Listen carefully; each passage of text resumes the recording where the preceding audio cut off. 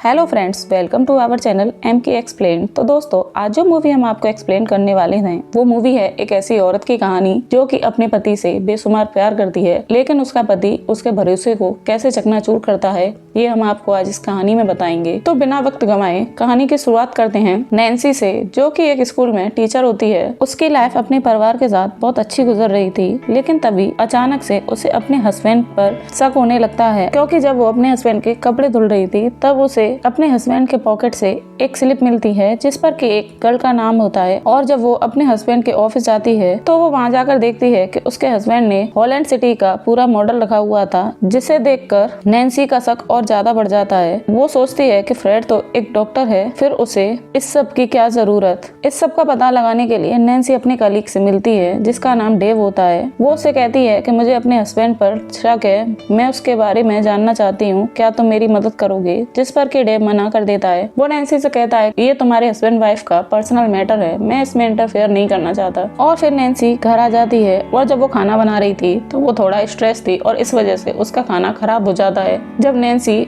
और Fred dinner कर रहे थे तब डाइनिंग टेबल पर फ्रेड को थोड़ा सा अजीब लगता है और वो नैन्सी से पूछता है क्या तुम मेरी किसी बात से नाराज हो, जिस पर कि नैन्सी मना कर देती है। वो नैन्सी से कहता है अगर ऐसा कुछ है तो प्लीज मुझे बताओ, मैं तुम्हें नाराज नहीं देख सकता। लेकिन नैन्सी उसे जरा भी फील नहीं होने देती कि वो उस पर डाउट कर रही है। और फिर रात को जब फ्रेड सो गया तब नैन्सी उसकी गैलरी में जाती है और उसका सारा सामान चेक करने लगती है। यहीं पर उसे एक कैमरा मिलता है जिसे देखकर वो थोड़ा सा शॉक्ड रह जाती है, क्योंकि फ्रेड को कैमरे की कोई नीड ही नहीं थी और अगर उसके पास कैमरा था भी तो उसने नैन्सी से छुपाया क्यों। जब नैन्सी फ्रेड का सारा सामान चेक कर रही थी तभी उसे बाहर से कुछ आहट आती है और वो डर जाती है और वो फिर एक हथौड़ी उठाकर बाहर की तरफ जाने लगती है। वो बाहर जाकर देखती है तो वहाँ उसका एक डस्टबिन गिरा हुआ था जिसमें से एक रकून निकलकर भाग जाता है। जब वो पीछे मुड़कर वापस आ रही होती है तो उसे अपने कमरे की एक लाइट जली दिखती है जिसमें कि उसका हस्बैंड फ्रेड किसी लड़की के साथ था और दूसरी साइड उसका बेटा भी अब घर से बाहर आ गया था, जो कि एक फेस्टिवल के कपड़े पहनकर जंगल में जा रहा था। वो अपने बेटे का पीछा करती है और वो एक सुनसान रोड पर पहुंच जाती है जहाँ के उसे चारों तरफ लाशें ही लाशें दिखाई देती हैं। और फिर थोड़ी देर बाद नैन्सी को फील होता है कि वो किसी गहरे पानी में डूब रही है। तभी अचानक से वो नींद से जगती है। तब हमें देखने को मिलता है कि ये सब तो नैन्सी का एक सपना था। जब उसने खाना बनाया तब से लेकर अब तक वो सिर्फ एक ड्रीम ही जी रही थी। और फिर सुबह उठते ही नैन्सी सीधे डेव से मिलने जाती है और उससे कहती है कि अब तो मेरा शक यकीन में बदल गया है, अब तो तुम्हें मेरी मदद करनी ही होगी। और नैन्सी डेव का हाथ पकड़कर उससे रिक्वेस्ट करती है। अब डेव नैन्सी से मना नहीं कर पाता, क्योंकि डेव भी मन ही मन नैन्सी को प्यार करता था। और वो लोग एक प्लान बनाते हैं कि कैसे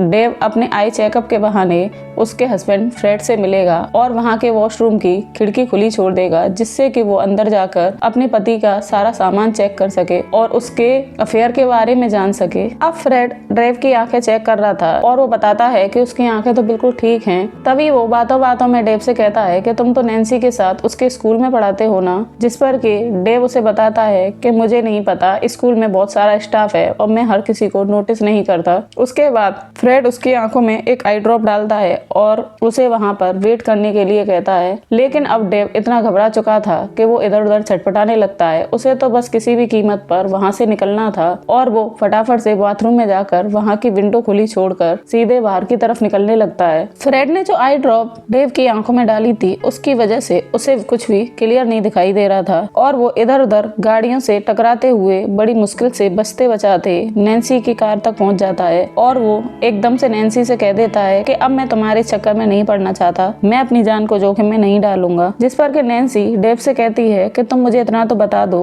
तुमने वो विंडो खुली छोड़ी या नहीं। जिस पर डेव उसे कहता है कि हाँ, मैंने तुम्हारा ये काम कर दिया है। और नैन्सी खुश होकर डेव के करीब आ जाती है और उसे गले लगा लेती है और फिर वो दोनों अपने आगे के प्लान को अंजाम देने में लग जाते हैं। अब वो दोनों मिलकर फ्रेड की क्लिनिक की छानबीन करना चाहते थे और इसलिए वो फ्रेड से झूठ बोलकर घर से निकल जाती है कि वो अपने फ्रेंड्स के साथ नाइट आउट पर जा रही है। और फिर वो जाकर सीधे डेव के क्लिनिक पहुंचते हैं, जहां पर के वो दोनों वॉशरूम की विंडो के जरिए अंदर घुस जाते हैं और नैन्सी डेव के सामान को चेक करने लगती है, जहां पर के उसे वो शहर का मॉडल भी दिखाई देता है और कुछ क्रेडिट कार्ड्स और कुछ स्लिप्स मिलती हैं। हैं जिन पर के नंबर भी लिखे हुए थे। अब नैन्सी सबका फोटोज लेने लगती है और वहाँ पर एक एल्बम भी थी जिसमें बहुत सारे घरों के पिक्चर्स थे और नैन्सी सारे सबूत को इकट्ठा करने लगी। तभी अचानक से डेव का उसे कॉल आता है कि बाहर फ्रेड आ गया है, क्योंकि दोस्तों नैन्सी जिस फ्रेंड के साथ नाइट आउट का बहाना बनाकर फ्रेड को झूठ बोलकर निकली थी, उसी फ्रेंड ने फ्रेड को कॉल किया कि उसके बेटे की आंखों में प्रॉब्लम हो रही है तो वो जल्दी से आकर उसे चेक करे, और इसलिए वो फटाफट से क्लिनिक आता है और नैन्सी की फ्रेंड के बेटे की आंखों का चेकअप करने लगता है। वो बातों बातों में नैन्सी की फ्रेंड से पूछता है कि नैन्सी कहाँ है, तुम लोग तो आज आउटिंग पर निकले थे। तब उसकी फ्रेंड बताती है कि नहीं, नैन्सी न मेरे पास आई है, न हमारी कोई बात हुई। अब नैन्सी कैसे भी बचते बचाते क्लिनिक से बाहर निकल जाती है, लेकिन जल्दबाजी में उसका एक ईयरिंग उस शहर के मॉडल पर गिर जाता है। और फिर इधर हम फ्रेड को देखते हैं जो कि अब नैन्सी के बारे में सब कुछ जान गया था और वो पता लगाने के लिए अपने उसी सीक्रेट रूम में जाता है और उसे वहां जाकर नैन्सी का ईयरिंग उस मॉडल पर मिल जाता है। और इधर हम देखते हैं कि नैन्सी अब डेव के घर है और वो उसके करीब आने लगी है। और इधर हम देखते हैं कि डेव के घर के बाहर एक गाड़ी आकर रुकती है जिसमें कि कुछ स्टूडेंट्स थे जो कि डेव को डराने के लिए आए थे, क्योंकि डेव ने कुछ दिन पहले उन्हें पनिशमेंट दी थी। इस सब से डरकर डेव फटाफट से नैन्सी से मिलता है और उसे बताता है कि मैं अब तुम्हारे साथ अपने रिश्ते को छुपा कर नहीं जीना चाहता। अब मुझे तुम्हारे साथ अपने रिश्ते को एक नाम देना है, या तो तुम फ्रेड को डिवोर्स देकर मेरे पास आ जाओ, नहीं तो तुम उसे सारे रिश्ते खत्म कर दो। जिस पर कि नैन्सी उसे कहती है कि फ्रेड से डिवोर्स लेने के लिए मुझे पहले उसको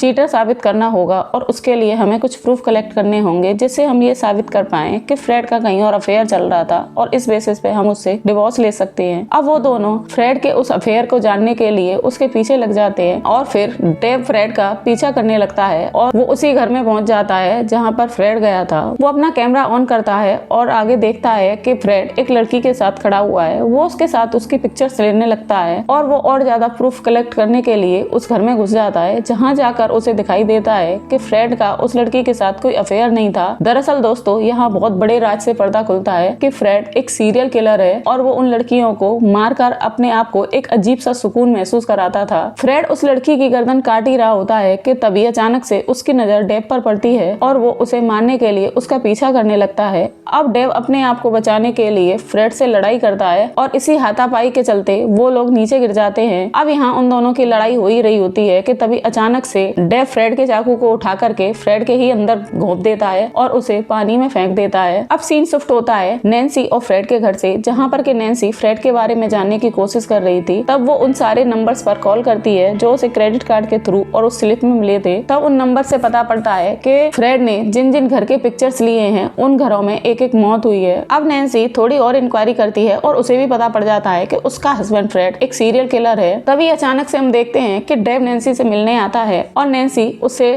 फ्रेड के बारे में पूछती है। तब वो उसे एक झूठी कहानी बना के बता देता है कि मैंने फ्रेड को एक लड़की के साथ देख लिया था और उसके कुछ फोटोज कलेक्ट किए थे, जिसके दम पर मैंने फ्रेड को धमकाया कि तुम हमारी लाइफ से चले जाओ, नहीं तो हम तुम्हारे साथ बहुत बुरा करेंगे। और ये सब सुनकर फ्रेड डर गया और वो हमें छोड़कर यहाँ से भाग गया है। लेकिन नैन्सी को इस सब पे भरोसा नहीं होता, क्योंकि फ्रेड तो नैन्सी से प्यार करने के बहुत बड़े बड़े दावे करता था और ना ही वो इतना कमजोर था कि वो इतनी हल्की सी धमकी से उन दोनों को अकेला छोड़कर भाग जाए। लेकिन फिर भी वो डेव के साथ जीने लगती है, पर उसके अंदर अभी भी एक डर खाया जा रहा था कि डेव कहीं ना कहीं जिंदा है और वो वापस आकर उसे भी उन लड़कियों की तरह मार देगा। और फिर एक दिन जब नैन्सी के बेटे का स्कूल में कंपटीशन चल रहा था, जहाँ पर के नैन्सी भी जाती है और वो वहाँ बैठकर अपने बेटे को अप्रिशिएट कर रही होती है, तभी वहाँ पर एक अदर लेडी पूछती है कि तुम्हारे बेटे हैरी के फादर कहाँ हैं, जिस पर कि नैन्सी झूठ बोल देती है कि फ्रेड तो किसी काम से सिटी से बाहर गया है। और फिर तभी हमें देखने को मिलता है कि एक बंदा आकर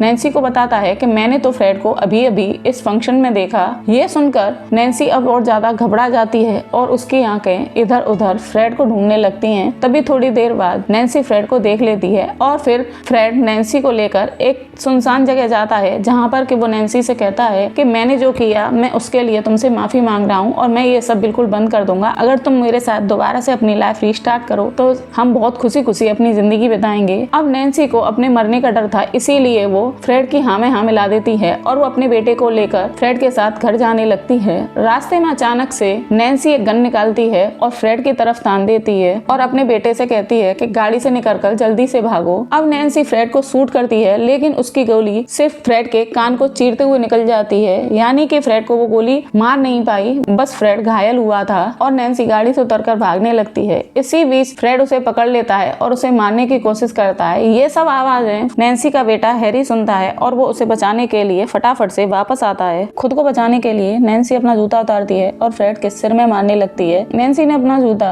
फ्रेड के सर में इतनी बार मारा कि उसकी तो जान ही निकल गई और तभी नैन्सी अपने बेटे को गले लगाती है। अब हमें दिखाया जाता है कि नैन्सी ने डेव से शादी कर ली है और वो तीनों अब एक हैप्पी फैमिली की तरह रहने लगे हैं और इसी हैप्पी एंडिंग के साथ मूवी यहाँ खत्म होती है। तो दोस्तों, आपको हमारी एक्सप्लेनेशन कैसी लगी हमें कमेंट बॉक्स में जरूर बताएं और एक लाइक और सब्सक्राइब करना ना भूलें। Thank you guys, bye bye, take care.